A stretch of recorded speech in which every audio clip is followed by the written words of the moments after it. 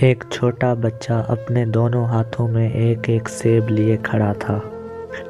اس کے والد نے مسکراتے ہوئے کہا، بیٹا ایک سیب مجھے دے دو۔ اتنا سنتے ہی بچے نے ایک سیب کو اپنے دانتوں سے کاٹ لیا۔